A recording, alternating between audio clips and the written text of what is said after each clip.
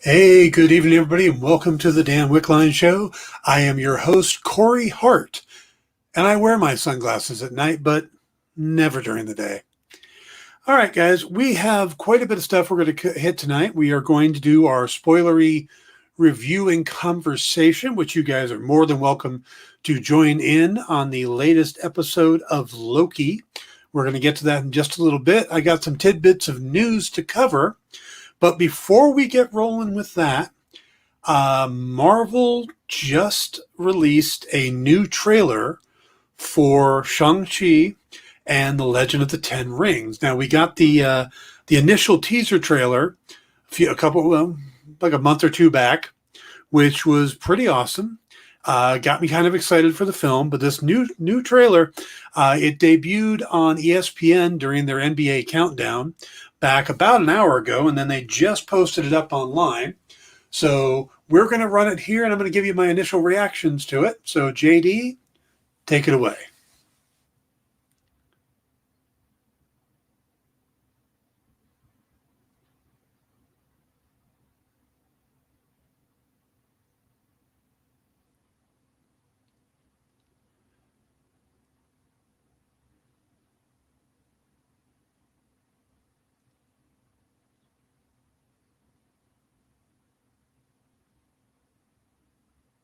Or not.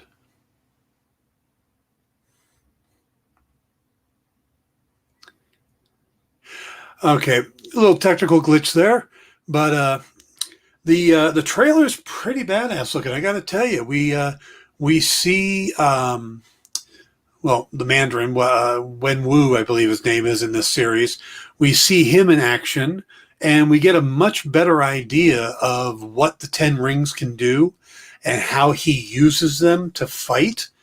And it's pretty interesting. They're definitely not the Ten Rings we know from the comics, which each one has its own unique trait. One throws fire, one throws ice. I mean, there's all different kind of powers, flight, whatever.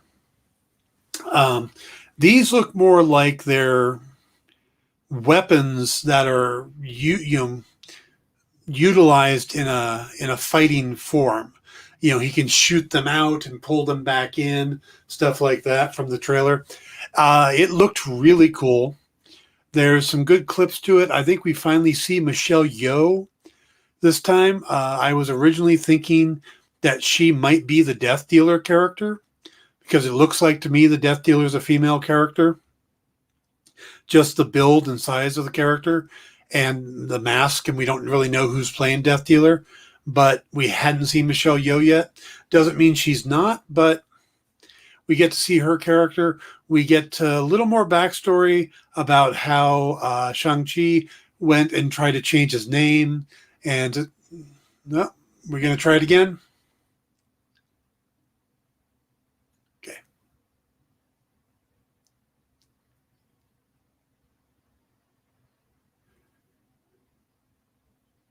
We don't have volume, though.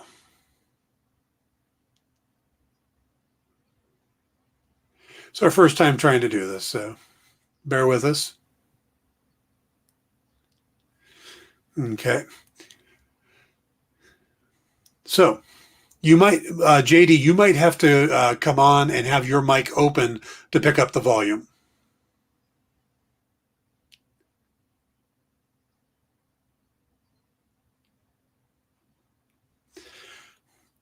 There's also a scene at the end, which was kind of surprising.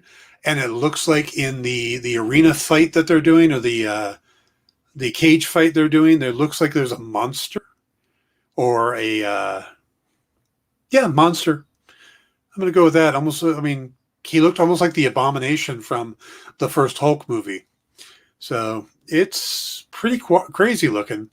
But yeah, it looks like Shang-Chi went away, tried to change his name, whatnot. And Wen Wu sent his men out there and told them that they shouldn't be able to kill him. And he goes like, yeah, I'm very happy they didn't. Like, thanks, Dad. Thanks for sending your henchmen over to see if they could kill me. That was very lovely of you, Pops. But it's a pretty good looking trailer. I don't know if we're going to be able to get it up and running, but if not, check it out. So far, we saw it posted on Twitter on the Shang-Chi and the Marvel accounts. I don't know if it's popped up yet on YouTube, but if it does, you can check it out there. Probably will be shortly. It gives a little better feel that he's definitely fighting against. Okay, here we go. My life. The 10 rings gave our family power. If you want them to be yours one day, you have to show me you are strong enough to carry them.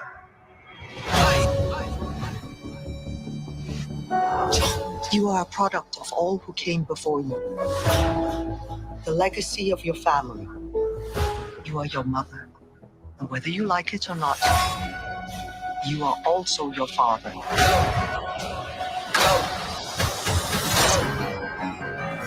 I told my men they wouldn't be able to kill you if they tried.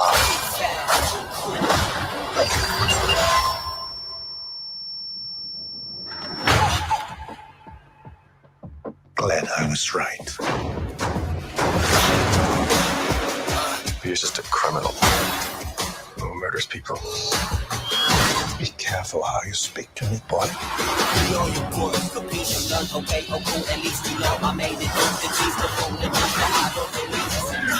thought I could change my name. Start a new life. But I could never escape his shadow.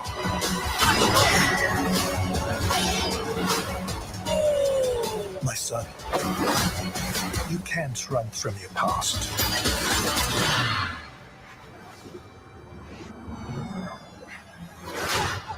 Is this what you wanted?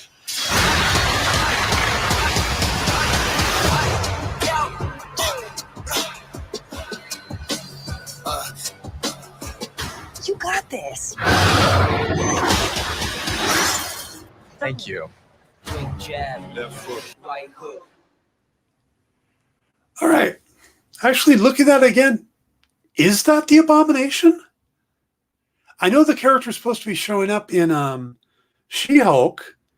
You know, Tim Roth is back playing, but that looked like the Abomination, didn't it? Pretty amazing, man. That's okay. It did look like Savage Dragon too. So yeah, whatever it is, it's a big creature, and that looks cool. I love the effects of the rings, and I'm kind of glad that they're changing them because they were a bit too Infinity Stone, and that's probably why they're changing them. Just that, you know, another set of jewelry where now they're more weapon-like. They're much more. There are martial arts weapons like that, you know, where they have the rings on the arms and stuff. So I think that's a great change. I think the effects on it look cool. Again, get to see Michelle Yeoh finally. That looks cool to me. I am so in for this movie. I cannot wait till we get to see it. All right. I think that's enough playing with that. But JD, thanks for working that out. And let's move on to a little bit of news. Go through this pretty quickly, and then we will get to our Loki spoilery talk. But some of the news that popped up today, for a while there, nothing was hotter than Anne Rice's Vampire Lestat series. I was reading them. Everybody I knew was reading them. The initial book, which came out in 1976, was then adapted in 1994 for a for a film, and it starred pretty much all the major young stars at the time. I mean, you had Tom Cruise, Brad Pitt, Antonio Banderas, Christian Slater, Kirsten Dunst, Stephen Ray, Thandie Newton. It was a huge cast of impressive cast, and you know, it was a big hit, but they never really followed it up well. I know they tried to do Queen of the Damned. I don't remember if they did Vampire Lestat or not, which is the second book, but we got that first one and it was pretty good. And now, 27 years after that film, AMC has decided to adapt that novel for a TV series. So again, it's a very long novel. I remember trying to read it the first time, and the first 100 pages all take place in New Orleans. And it was a slow slog to get through those first 100 pages. After that, the book took off. It was great. The rest of the series, I was reading all of them. They were fantastic. But that first 100 pages were rough because of so much detail. And now they can slow it down. The movie rushed through a lot of stuff. They'll be able to slow it down and tell the story in more depth. Roland Jones is going to be the showrunner. Anne Rice and her son Christopher are on board as executive producers. So should be interesting to see what AMC does with the project. I think I would feel a little better if it was on maybe HBO or Disney or something like that. But AMC does a good job with The Walking Dead. So we shall see. No premiere date has been set, though. Now, for fans of Supernatural, who don't think that 15 seasons of the show were quite enough, the CW is developing a prequel series based on Sam and Dean's parents.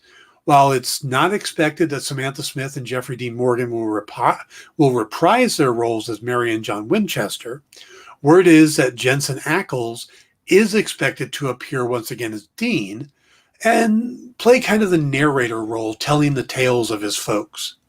Now, the prequel is being written by Supernatural alum Robbie Thomas, and he'll also be executive producing with Jensen Ackles and his wife, Danielle Ackles, who was a recurring guest star on the series. So that's just moving into production. We'll have to see how that goes. But so for fans of Supernatural, there's more stories to tell, it looks like. I found this kind of story interesting. Mattel and MGM are teaming up with Lena Dunham, who is going to write and direct a Polly Pocket movie. Yes, she's going to write a movie she's going to make a movie based on a 30-year-old toy brand, and they've cast Lily Collins to play Polly Pocket. Now, Dunham had a statement. She said, Polly Pocket was responsible for countless hours of childhood escapism for me. Polly gave me a tiny world of magic and autonomy to narrate. So it's pretty poetic to be tackling these same ideas now as a director, collaborating with the brilliant Lily Collins, Robbie Brenner, Mattel, and MGM. I am so thrilled to bring to bear both my love of the historic property and also my deep-seated belief that young women need smart, playful films that speak to them without condescension. I am 100% for the idea of films that speak to young women without condescension and reaching younger audiences, so more power to you. I have no idea about Polly Pocket. I remember the toy commercials, but I don't know if there's a backstory to them, but we're getting a movie. And it really looks like Mattel is just going, look, we have toys, let's make movies. What's next, the Slinky movie? Yeah. Okay, that was probably a little condescending, but not towards young women, but towards Mattel. All right. Hey, you guys heard that after the finale of The Blacklist showed that Megan Boone was leaving the series. They kind of wrote her out of the story, and she's been the female lead since day one. It's been her and James Spader as the stars of the show. And there's like 2 or 3 other people besides Spader who's still there. But the show isn't anywhere near going into season 9, the cast it originally was. Well, today word is that John Bokenkamp, who is the creator of the series and the executive producer, is also bailing on the show. Now, he says there's still lots of life left in the show and the character and stuff. But when you lose your series creator, main writer, and one of your 2 main actors, that's a big hit. So we'll have to see just what they do for season 9 to keep things rolling. I mean, you got James Spader, so right there, that's a major plus. But you're going to be able to keep things rolling? I don't know. We'll have to see. And also right before the show, I didn't realize they had dropped this, but I finally got a chance to see the new Snake Eyes trailer. Now, I had seen the initial teaser trailer, and I thought that was fantastic. Lots of action. I love the idea.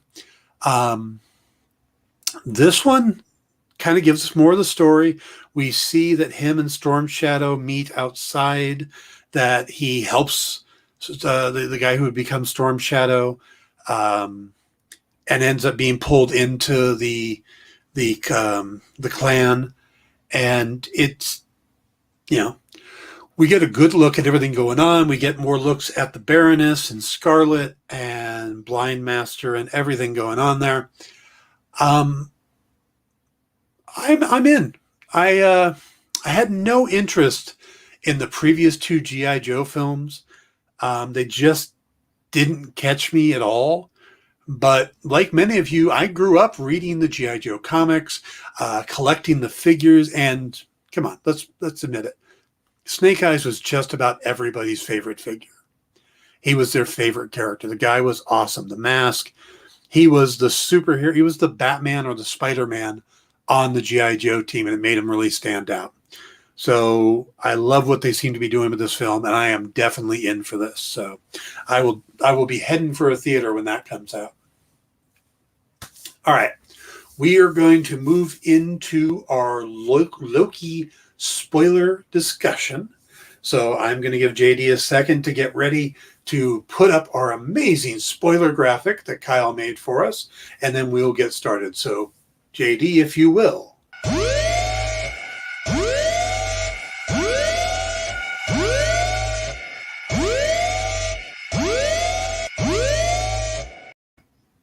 All right, and don't forget that little spoiler thing over my left shoulder. Don't want to forget that. Don't want anybody to tune in here and go, what do you mean? How did you already tell us that? We haven't seen it yet. Okay. The episode is called Lamentis. Now, Lamentis is a Latin word, basically means lamenting, lamentation. Sad, mourning, that, the death of some, lamenting the death of somebody, lamenting a decision. That's what it's called. It's written by Bisha K. Ali and directed by Kate Herron again. Now, Kate is directing all the episodes. Michael Waldron is the head writer, showrunner, whatever you want to call him. But Bisha K. Ali is the writer of this episode. And this is another time that this is a writer with hardly any writing credits coming into the show. It happened last week. It's happening again this week. She's worked on, she was a staff writer on 4 Weddings and a Funeral and wrote 1 episode. So she got the writing credit on 1 episode. But it looks like they really like what she did here because she's the head writer, creator for the upcoming Miss Marvel series. So, and she's also a stand-up comedian. She's a English or a British stand-up comedian.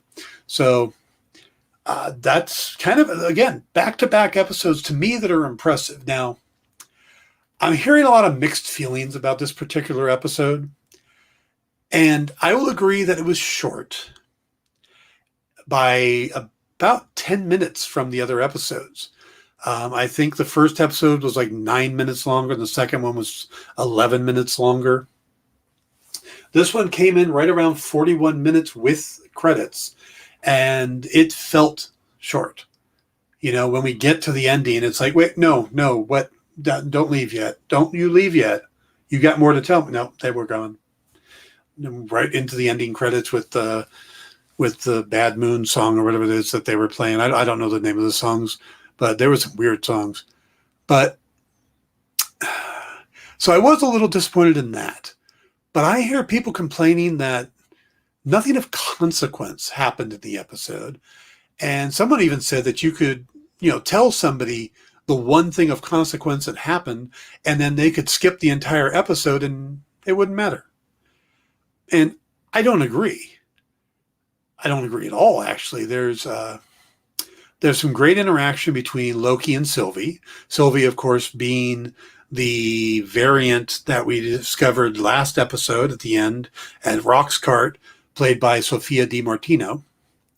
And if you watched my Tuesday episode where I talked about that character, and the odds are that she's not a Loki variant, or she's a hybrid of a Loki variant and another MCU character, the Enchantress, I'm still leaning in that direction big time.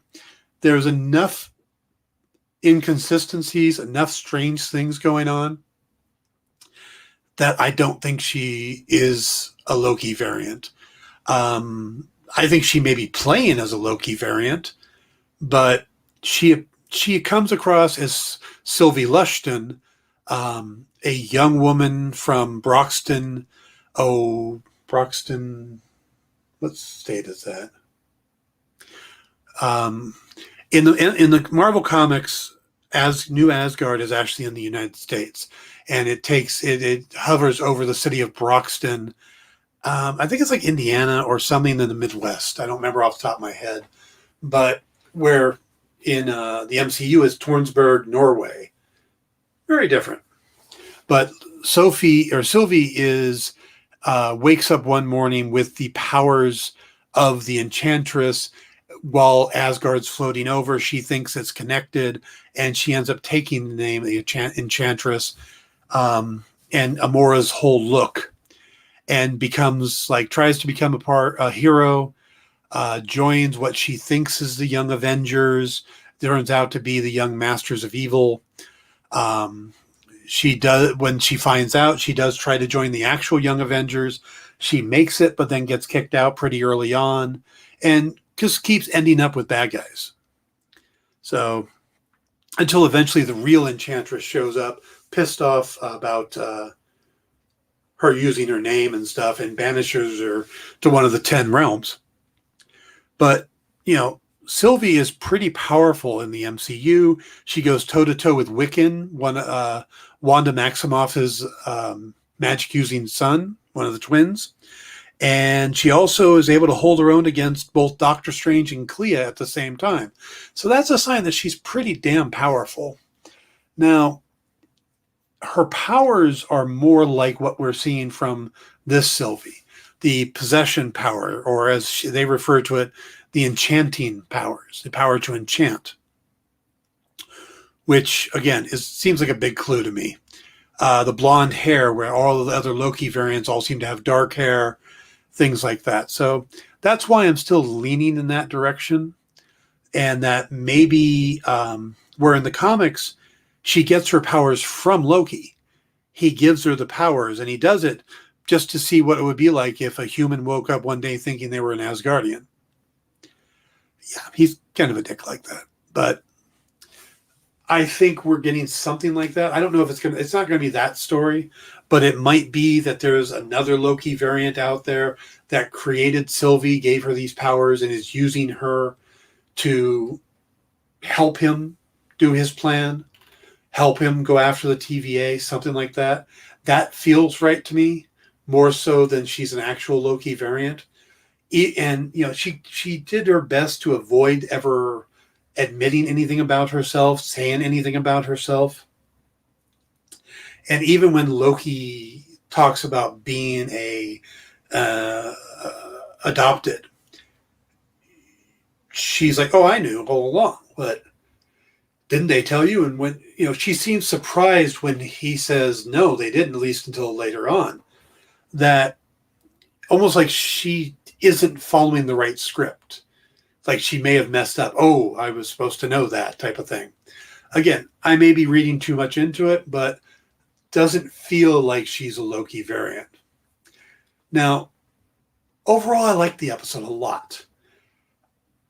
And I think part of it might be the way that we think about these series. If you're looking at each episode individually, then yeah, you're going to find some episodes to be extraordinary and others to be lacking. Some are going to be big character-driven episodes that, give us a lot of detail and stuff. Others are going to be big action pieces. Some are going to be setup episodes. You have to look at the MCU less like a TV series, these TV shows, less like a series and more like a chopped up movie. like chapters in a book is the best way to say, Oh, let's see. JD says Michael Waldron did say he wanted to do a more character study driven show rather than the narrative. Each episode is supposed to be its own short story. Okay. I can see that here. This short story is Loki and Sylvie on Lamentis 1. Makes sense. That's what the story is. We leave the TVA behind. We leave Mobius and Renslayer and B-15 and C-20 and all them behind after the first few minutes of the episode. That makes a lot of sense. We're focused on Loki, who appears to be fascinated with Sylvie. Where the TVA is after her to stop her from doing whatever she's doing. She's killing TVA agents. And she's stealing their equipment. They're all about stopping her, catching her, removing her from the timeline, whatever. He's curious. He wants to know, well, what's this other version of Loki supposed to be like? And I think he's starting to catch on that she's not quite Loki either. And she refuses to be called Loki. She'll make hints every once in a while at being a variant of him. But overall, she seems to distance herself from being Loki as much as possible. So yeah, I look at these shows as chapters in a book, and you have to, they're only 6 episodes anyway. So you can't really judge them too harshly individually, when you really should be looking at them as a whole. When episode 6 is finished and we do a wrap up for that, we can then look at the entire series in the same way we looked at Falcon and Winter Soldier as an entire series, or WandaVision, or, I guess Mandalorian is a little more chapter by episode, but then they call those books too, like the Book of Boba Fett coming up. Each one's a chapter, so we'll have to see. Now, another thing, some people were complaining that there wasn't enough action in the first episode, yet here we have a lot of action, but not a lot of character development, and people are complaining about that. Plus, there's also a chance that the events of the episode may be looked at completely different after the next episode or further on, and there's actually something specific in the episode that makes me wonder if it's going to be completely twisted. And I'll get to that in a minute, but I have a feeling that what we're seeing isn't quite what we're seeing, which I know doesn't make any sense, but like I said, I'll get to it. Now, where are we at time-wise? Okay. You know what? Before I get any further, let's go ahead and take our commercial break, and then we'll come back and pick up with a little more breakdown and get deeper into that. So, JD, you want to take us to a quick commercial, please?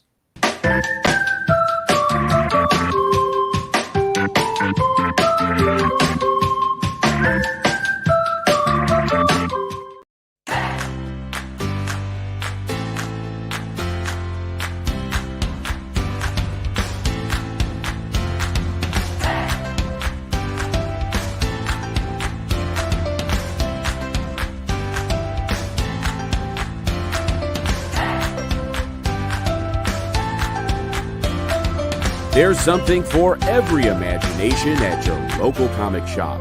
Visit comicshoplocator.com to find a store near you.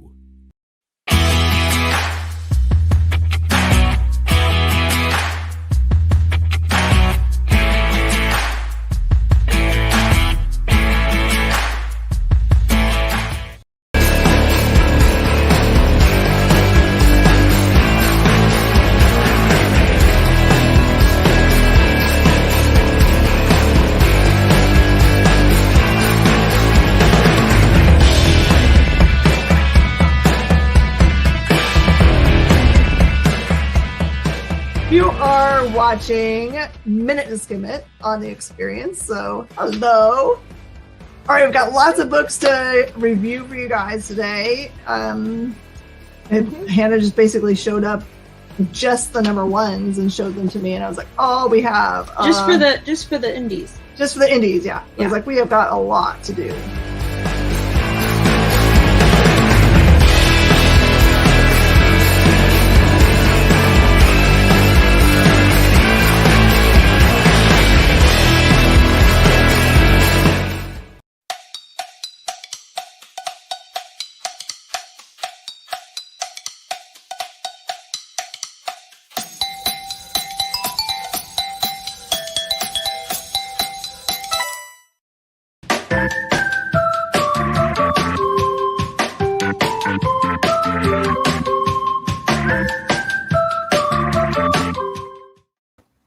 Hey everybody, welcome back. We are going to continue with our spoiler-filled review and conversation about Loki episode 3.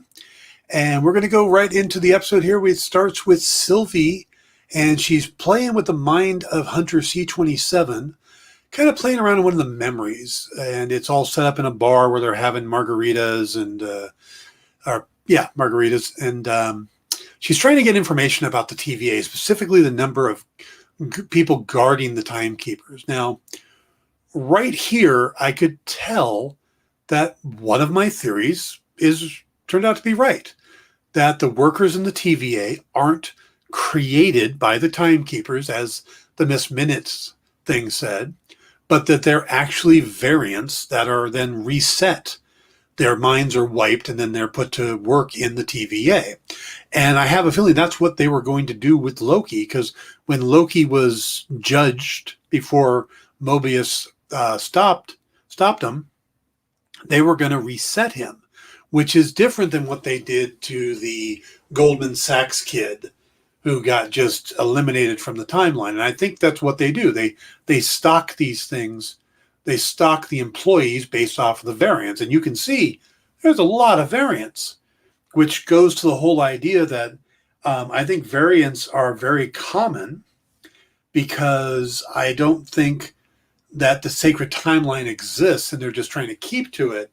I think they're creating the sacred timeline by making it follow a pattern that they've come up with, and then they reset it back to that pattern and manipulate it to keep it going, and then they take these variants and make them part of the TVA. Now, so yeah, that was something I had hypothesized back after episode 1, and it's kind of nice to see that one come true, especially after WandaVision and just about every theory being blown out of the water.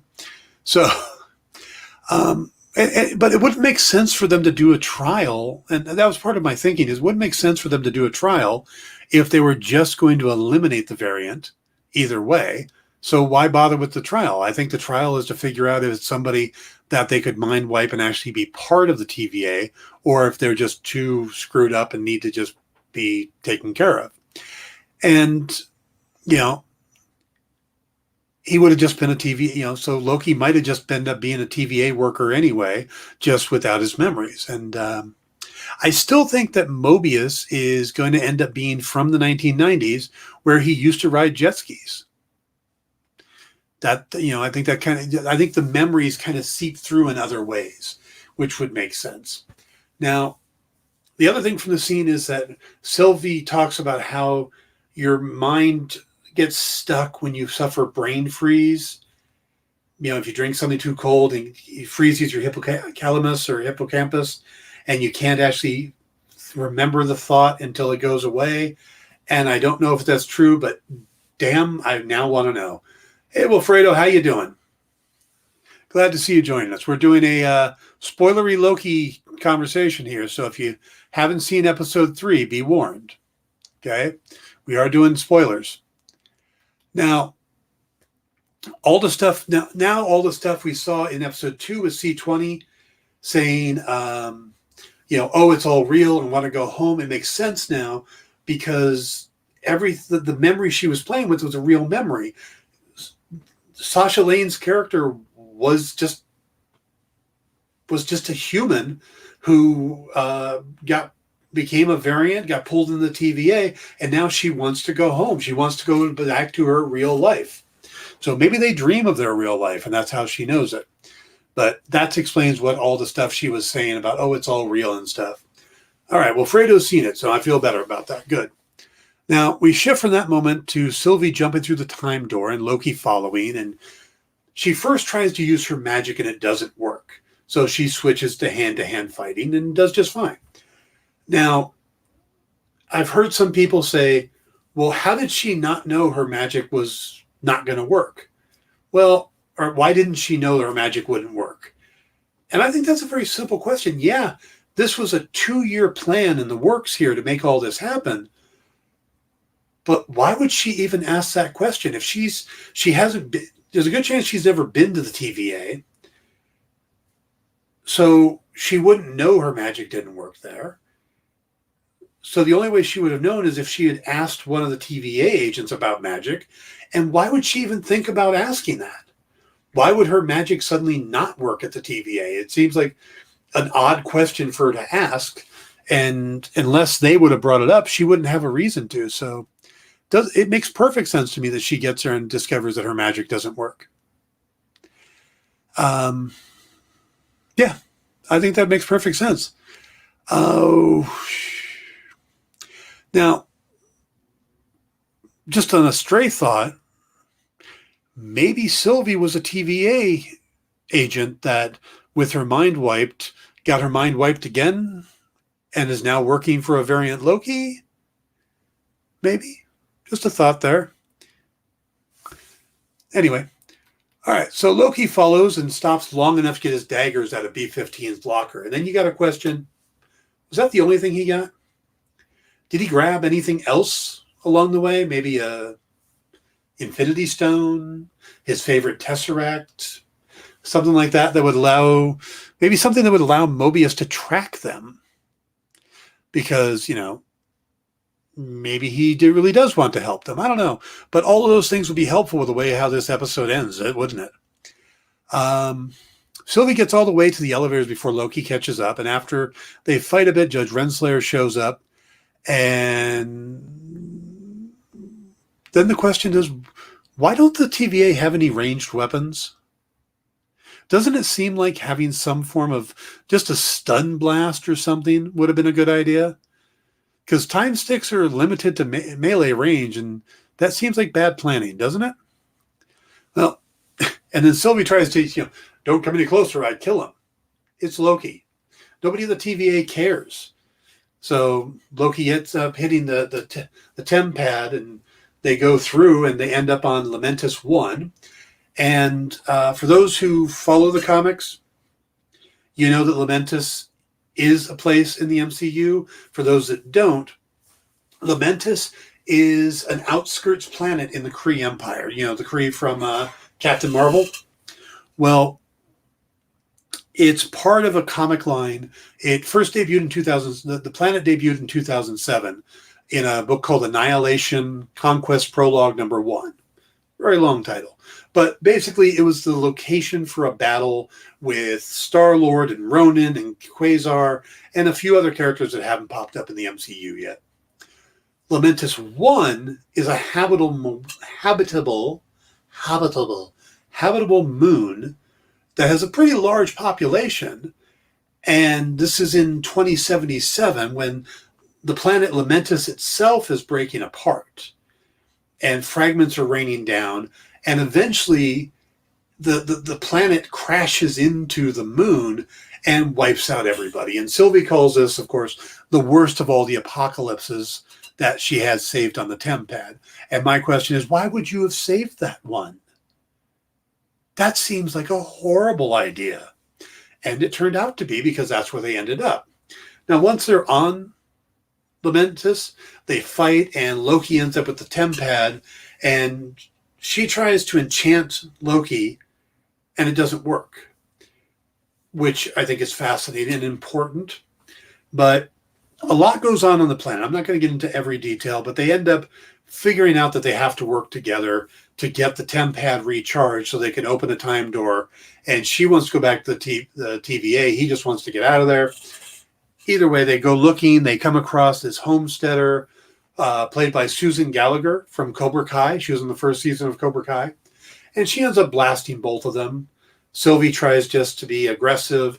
Loki tries to be a trickster and become her husband, and then she ends up shooting both of them. But they get information out of her about a ship called the Ark that's going to get people off the moon. And that's the plan, is to go and use the energy from the Ark to recharge the tempad. And to get there, they have to get themselves on a train, and they have to use trickery. And, Loki turns into a guard. Sylvie enchants one of the other guards to get him on board. It's all, they're working together, but they're not working well together. They're more butting heads like crazy. But once we get on the train, they actually sit down in the bar cart, the dining cart car, and they talk a bit, and she's questioning Loki. Loki tries to question her, and she deflects. Just doesn't seem to want to say anything about herself. But Loki's pretty open. They talk about Frigga and how she taught him magic, and Sophie talks about how she didn't have anybody to train her, or Sylvie. And Sylvie in the comics never had anybody to train her either. She did everything out of force of will. So that's another tie to it. And he keeps trying to get her to explain how to do the enchanting magic or get information about what she's trying to do. And like I said, she's very standoffish. She won't even rest, try to sleep while people are around her that she doesn't trust, being Loki. And also we get confirmation that Loki is sexually fluid. He's had some princesses and some princes, and, and he hints back that she's probably the same way, which is pretty much comic canon too. So I don't know if anybody should have a big problem with that. It's just is, Anyway, so they have this witty back and forth. They even try to talk about the meaning of love. And then we end up with this very awkward cut to Sylvie waking up on the train, and Loki is now suddenly out of his guard disguise, loudly singing an Asgardian song that switches to English back and forth. And they don't translate, at least on Disney Plus, they don't translate the Asgardian part. And I think that's on purpose. I think he's singing in Asgardian to test Sylvie, to see if she is actually Asgardian, see if she's reacting to the words of the song. I think that'll come up later. And,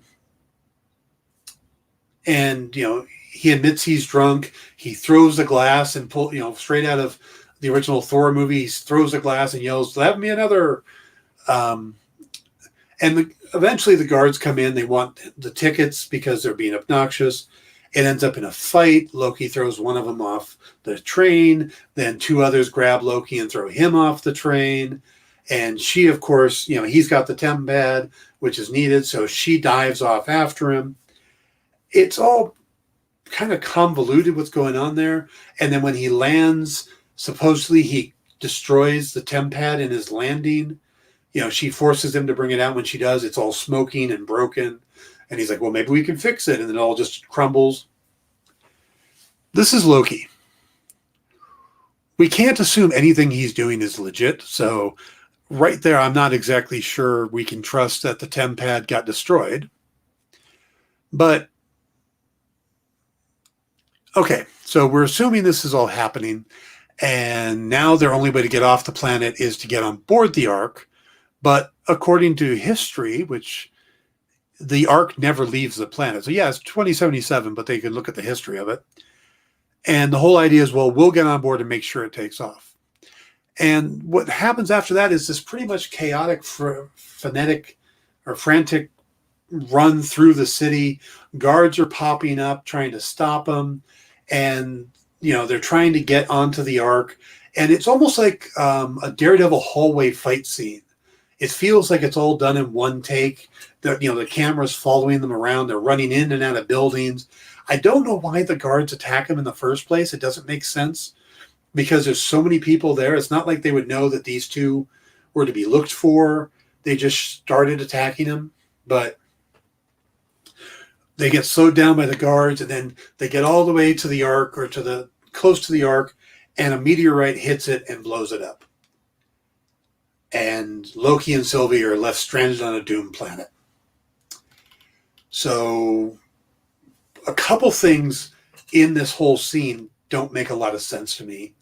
One of which is when they're running, this entire thing of debris, like a pillar of debris, is coming crashing down on them. And Loki goes, I got it. And he turns around, and I don't know if he's using telekinesis to push it back, but it almost looks like a scene from the end of Doctor Strange, where he uses a time stone to reverse time, to reverse things back up. So maybe Loki has a time stone in his pocket, and he's not just happy to see everybody. Possible. Be a great way to get off the planet. But yeah, so that seemed struck me as weird. The guards attacking struck me as weird. And this whole thing would be just horrible. And oh my God, how are they going to get off the planet? Except for the fact I think Loki's running a con on Sylvie. At first, like I said, I thought maybe he had a time stone or something with him that he knew could get them off the planet already, and he's like trying to work her for information. But, or maybe the time pad didn't actually break and he, like I said, just did an illusion of one. You can't trust Loki anyway. So you know he's going to do something, but that awkward cut where we see them sitting together, suddenly we show the train traveling through the countryside, I guess. And then we cut back and it's Sylvie waking up at the table. And all I could think of is it's a repeat of the opening where it's a fake scene being done in somebody's head. And that maybe everything from that point on is Loki creating this inside of Sylvie's head to try to get information out of her. Maybe they're sitting on the train. Maybe they're still, somewhere earlier that he was able to make physical contact. Maybe he knew how to do the enchanting all along.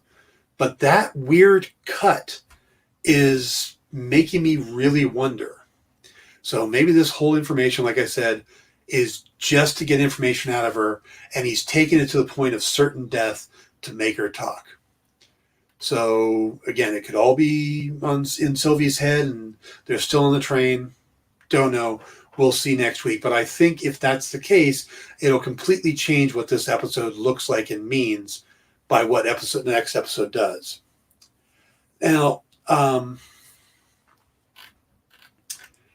other thing is that after the train, they're walking, and she finally explains how to do the enchant magic. But in doing so, she confirms that all the TVA people are variants. And Loki seems really taken aback by this and surprised that they don't know. He almost seems angry by it, like that they don't know, that he thinks they should, that it's not fair. And it's possible he feels that way, honestly. So I could see him going out of his way to make sure Mobius knows, but I could also see him not telling Mobius, because Mobius seems really happy with the idea that this is his life, that he has a purpose, there's a plan. So I don't know. Would you want to know if you were a variant that had your mind wiped, or if you were content in the menial job of being a pencil pusher for a time authority bureaucracy? Which way would you want to go? Which would you want someone to tell you? Wilfredo, would you want to know? JD? Seems kind of interesting to me. JD would definitely want to know if I was a robot before I walked through the scanner. Nice call back to episode 1. Well done. And then another thought, if they were going to reset Loki, and if they're all variants and they were going to reset Loki and make him a member of the TVA, Are there other members? Oh, Wilfredo wouldn't want to know. Okay, good. Are there other variant Lokis who are part of the TVA now? I mean, we saw the pictures of all the different Lokis. Did they destroy them, or did they reset them, clear their minds, and now the troll-like Loki is working maybe in the mailroom, or the Tour de France Loki is running around delivering messages? I don't know. It just seems like we have the potential of seeing other variants in the TVA of Loki. And in that case, maybe we have the potential of seeing variants of other characters from the MCU. Maybe Ralph Bohner is a variant of Pietro Maximoff that got his mind wiped and then dropped in there by the TVA. Wouldn't that suddenly make sense? He is another variant of Pietro, but they cleared his mind, they dropped him in there, now he just thinks he's an actor. That would be interesting. Maybe this is how we get Quicksilver or other characters that we lost back. Yeah, there's got to be a huge warehouse full of Lokis. That's JG's right about that. So, but so far my theories are kind of working out okay. I'm kind of happy about this one. Still, the way time travel's working, my time travel theory thing is still holding out. The TVA's variants. So we just need to see if there's another variant, older Loki, and if Mobius actually used to ride jet skis. Oh, and that Sylvie is the Enchantress and not really a variant Loki. So I'm holding out on those. I think those are possibilities. So, was there anything that you guys saw that maybe I missed that you really thought was interesting, or things you have questions about or anything? Got a couple minutes left here in the show. Be a good time to jump in on any of that stuff.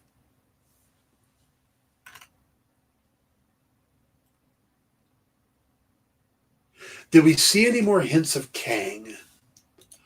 I don't think we did. I honestly don't. Though it would be interesting if Kang is the one behind Sylvie, sending her in to destroy the variant, or to destroy the TVA without getting his hands dirty, and convincing her that she's a Loki variant. Maybe Kang and the older Loki are in cahoots. But yeah, there's no specific references to Kang, but we got so little of the TVA. I mean, we got the scene with Hunter C20 and Sylvie at the bar. Then we jump to the action scene of her and Loki fighting by the elevators, and Renslayer shows up. But after that, we never go back to the TVA. We never even mention them, other than the a couple references to him being one of their cops or consultants, depending on how you looked at it, and them all being variants. So, yep, no Kang. Do I think Kang's still a possibility? Yes. They asked Jonathan Majors if he shows up as Kang in it, and his response wasn't no, or I haven't filmed anything yet, or anything like that. His response was, I don't know what you're talking about. And could that be the case? Absolutely. He could have no idea what they're talking about, or he could be saying, I have no idea what you're talking about. Don't ask me. I don't want to get killed by the Marvel snipers. So, here's a stray question someone I posted on Facebook today, and that's something I never thought of. If to get the Soul Stone, you have to exchange a soul for the Soul Stone, and Captain America is supposed to have returned it, Does that mean he got a soul in exchange? Was he able to bring somebody back to life? And if he did, who would he bring back to life? Who would have just died there not that long ago? So if they were going to bring Scarlett Johansson back as Black Widow, that would be an interesting way to bring her back, wouldn't it? By returning the stone, they returned her to life?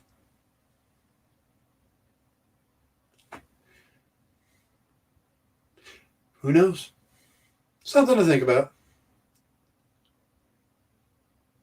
Do you like how Marvel has redefined Loki for their movie universe?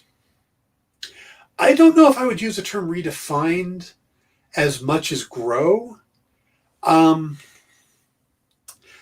I think the character should be more mischievous than evil, and not so much from the comic version, from just the point of view of the history of Loki.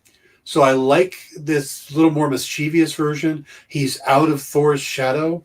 And it seems like Loki broke bad when Thor was getting all the attention and Loki felt like he wasn't worthy. And then he found out he wasn't even an Asgardian, or he wasn't really Odin's son. He's Laufey's son.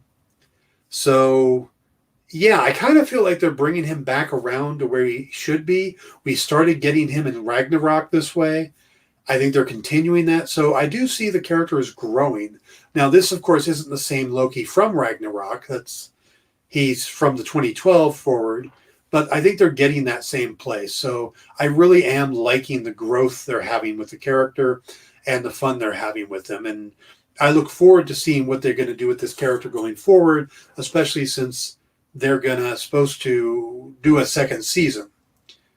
Be interesting to see how they do that. And I agree. I hope they do bring Natasha back. So you think Soulstone has a Walmart-style return policy? Yeah, it's possible. I mean, if you keep the receipt. Plus, there has to be, I mean, because then you kind of think of the Red Skull as the door greeter, right? In which case, they need a new door greeter when you put the Soul Stone back. So then maybe that's where she is. She didn't come back because now she's serving as the Soul Stone person. So, hi, welcome to Vormir. If you'd like to get a Soul Stone, you have to make a sacrifice. Yeah, I could go with that. All right, guys, we are going to wrap it up. That is my time for the night. And the last show of the evening, I believe. We will be back tomorrow with some great shows. And over the weekend, I believe we've got some more Pride Month stuff going on this weekend. Pop Go the Writers will be replayed on Saturday. That will be myself, Paul Story, and our guest Andrew Goggin talking about episode 2 of Loki. We'll talk about episode 3 on my YouTube channel on the new Pop Go the Writers on Sunday, which will then air here the following Saturday. I will be back next week with more talk about Loki and whatever else comes up in the next few days. So remember, I'm here Tuesdays and Wednesdays at 2 p.m., Thursdays at 6 p.m. Pacific time on all those, Eastern. And I'm also here for In Shops this week at 5 p.m. Pacific, 8 p.m. Eastern to talk about all the new books in the shop. Thank you all for tuning in. Thank you, Wilfredo. Thank you, JD, for running the board. Please join us on TikTok and Instagram at _experience1 and join our mailing list over at thecomicshoppingexperience.com. Yes, I got Wilfredo, I got your message. It was at, I think, 3 or 4 in the morning, so it was a little late for me, but I will get back to you about that. All right? I knew that name sounded familiar. I will get back to you on that later, probably tomorrow. All right? But thank you all again. I want you all to have a great evening, and we'll talk soon. Have a good night.